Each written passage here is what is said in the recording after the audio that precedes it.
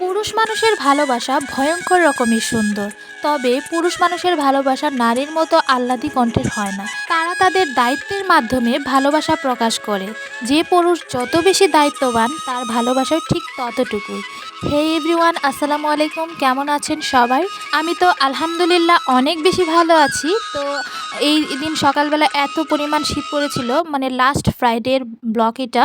তো আমার হাজব্যান্ডকে বলছিলাম যে খুব চা খেতে ইচ্ছে করছে, তুমি কি আমাকে একটু বানিয়ে খাওয়াবা?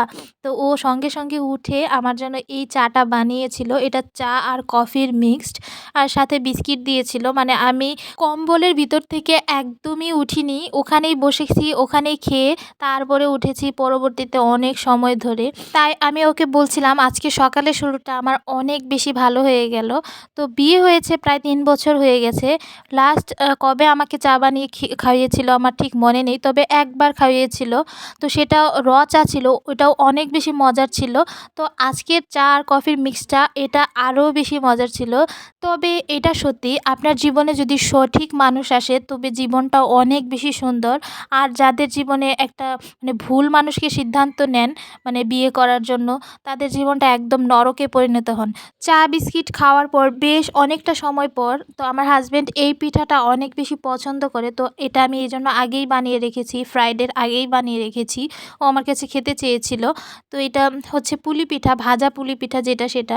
এটা অনেক বেশি ক্রিস্পি হয়, খেতে ওর অনেক ভালো লাগে। তো এটা ভেজে দিলাম, আর এদিক দিয়ে আমি দুপুরের রান্নায় চলে এসেছি। ফুলকপির খিচুড়ি খেতে চেয়েছে, মানে ওর সবজি খিচুড়িটা অনেক বেশি পছন্দ। তো শর্টকাট ওয়েতে আমি এখানে ফুলকপির খিচুড়ি আর ডিম ভাজি করে নিয়েছি। যেহেতু বিকালবেলা একটু বের হব সন্ধ্যার দিকে, তো এত ঝামেলা করিনি। খিচুড়ি রান্না হওয়ার পর ডিম ভাজি করে নিচ্ছি। ডিম ভাজি দিয়ে আজকে মূলত খিচুড়িটা খাওয়া হবে। আপনারা কে কে আছেন যে এরকম সবজি খিচুড়ি ডিম ভাজা সকাল সকাল গরম গরম পছন্দ করেন? অবশ্যই কমেন্ট করে যাবেন। দুপুরে খাওয়া দাওয়ার পর অনেক লম্বা একটা রেস্ট নিয়েছি। রেস্ট নেওয়ার পর সন্ধ্যার দিকে একটু বের হয়েছি।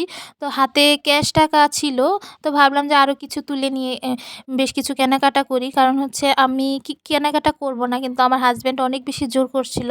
পরদিন যেহেতু আমি আমার বাবার বাড়ি যাব, কিছু ড্রেস পোশাক মানে আমার সবই আছে, তারপরে বলছে যে আর কয়েকটা কিনে নাও। তো টাকা উঠিয়ে নেওয়ার পর এখানে দাঁড়িয়ে আজকে সকাল থেকে যেহেতু আমি সিদ্ধ ডিম খাইনি, তো বললো যে একটা ডিম খাই চলো।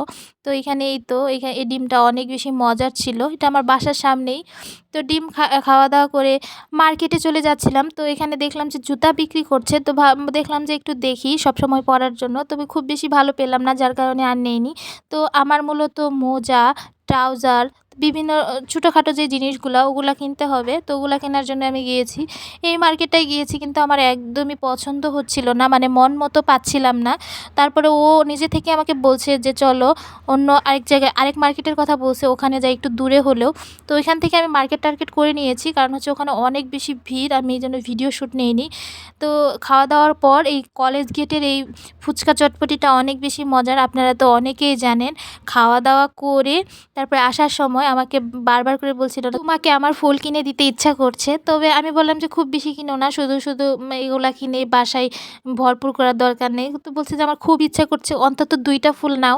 তো আমি তো হোয়াইট রোজ অনেক বেশি পছন্দ করি, তো আমি বললাম যে একটা কিনে দাও। তো তারপরেও ও 2টা ফুল কিনে দিয়েছে, একটা হোয়াইট রোজ আর একটা হচ্ছে রেড রোজ। তো 2টা নিয়ে খুব সুন্দর করে বাসায় চলে আসলাম। আসলে মাঝে মাঝে এরকম গিফট মানে অপ্রয়োজনীয় হলেও খুবই আসলে মানে ভালো লাগার কাজ করে। আপনারাও করবেন এরকম, আপনারা যারা হাজব্যান্ড আছেন বউকে দিবেন, বউরা আছেন হাজব্যান্ডকে দিবেন। তো কী কী কিনেছিলাম চলেন একটু এক পলকে দেখাই। সেটা হচ্ছে এখানে 2টা ট্রাউজার ছিল, এটা এত মানে ভালো ছিল, মানে আমি ইউজ করে বাসায় এসে দেখার পরে বুঝেছি। একটা হুডি ছিল, মোজা ছিল, আর গ্রামের বাড়িতে যেহেতু যাব একজোড়া জুতা মানে স্যান্ডেল ছিল সবসময় ওয়্যারের জন্য। তো এগুলো সব কিছু কিনে বাসায় চলে এসেছি। তো আজকে এই পর্যন্তই, আল্লাহ হাফেজ।